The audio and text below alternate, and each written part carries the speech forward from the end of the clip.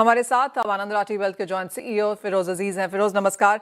जैसे कुणाल कह रहे हैं कि अब बहुत तेजी की एक्सपेक्टेशन नहीं है, ये अब लॉन्ग टर्म ट्रेंड है, उस तरह के गेन्स यहाँ पर देखने को नहीं मिलेंगे। सो क्लियरली एक एबरेशन 2025 में हमने जरूर आते हुए देखी है।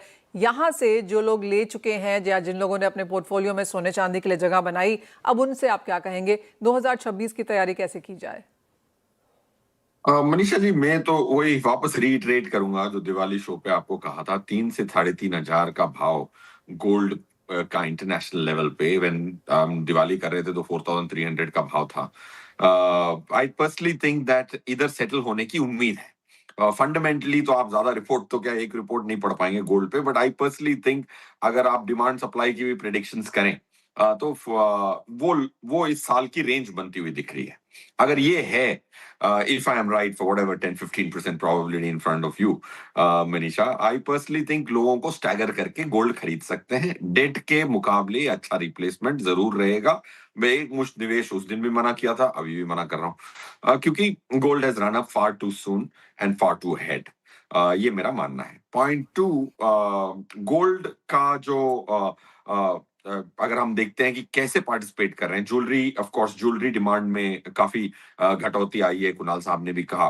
बट ऑन द कॉन्ट्री सिल्वर क्या है कि सिल्वर की फिनेंशियलाइजेशन बहुत इंपॉर्टेंट होगी, क्योंकि देखिए गोल्ड में अगर 1 करोड़ रुपया डालना है और सिल्वर में 1 करोड़ रुपया डालना physically logistically is not the same. So financialization of silver is going to be far more easier than gold, because gold तो यार जेबों में आ जाता है। So that ये nuance लोगों को समझना जरूरी है टू आइडेंटिफाई क्यों ईटीएफ का पैसा सिल्वर में इतनी तेजी से बढ़ रहा है, ना कि गोल्ड।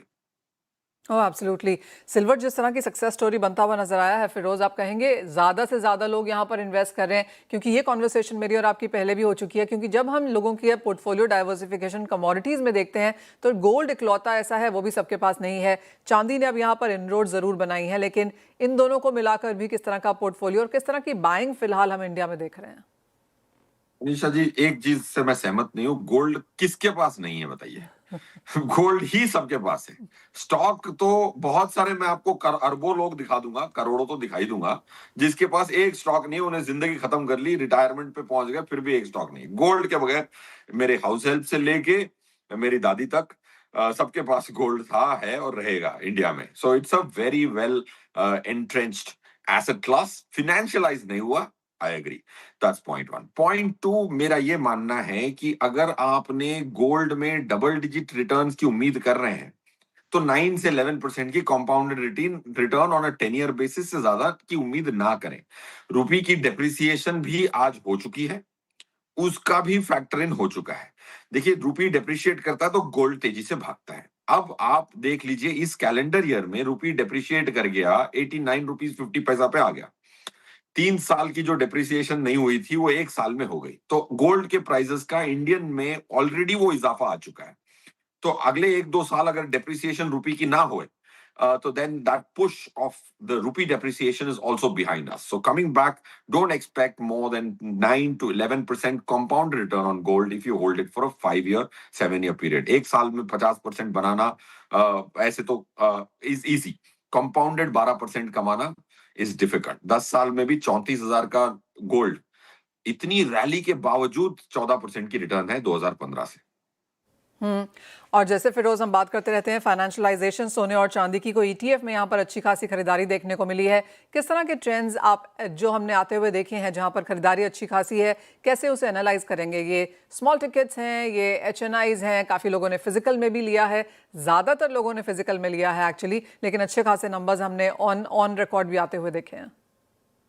यस, बिल्कुल मनीषा जी, जैसे आपने कहा ना, बहुत सारे लोगों ने फिजिकल डिलीवरी ली है। इसीलिए जब वो पीक पे, जब 175 की बात हो रही थी, तब प्रीमियम जो था 17% था।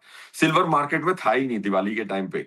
सो फिजिकल परचेजेस ज्यादा हुई हैं, ईटीएफ परचेजेस कम हुई हैं।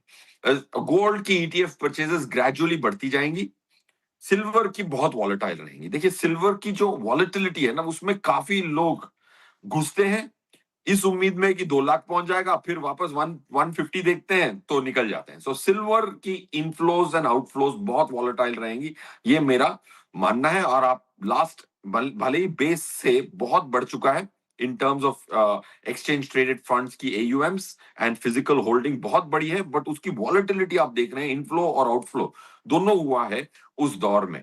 सो I think flows in ETFs of silver will be far more volatile than in gold.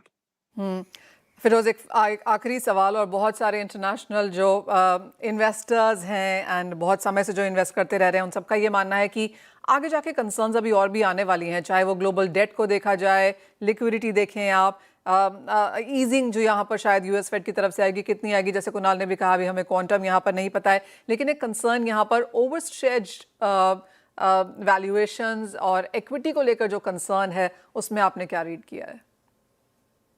मेरे हिसाब से देखिए, इक्विटी एक ऐसी इंस्ट्रूमेंट है जिसमें इतनी वैरायटी है. जैसे गोल्ड बोला तो एक प्राइस आपने अपनी स्क्रीन पे दो प्राइस डाल सकते हो, रुपी का डाल सकते हो, INR. इक्विटी में 2400 स्टॉक्स हैं. सो इक्विटी में पैसे बनाने में आपके पास वैरायटी है. सबका नाम अनफॉर्चुनेटली नेम टैग पे इक्विटी लिखा हुआ है.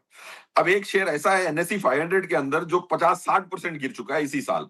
70% भी गिरा हुआ एक शेयर याद आ रहा है मुझे. दूसरा एक शेयर है जो दुगना हो चुका है, 3 गुना हो चुका है, वैसे भी शेयर है.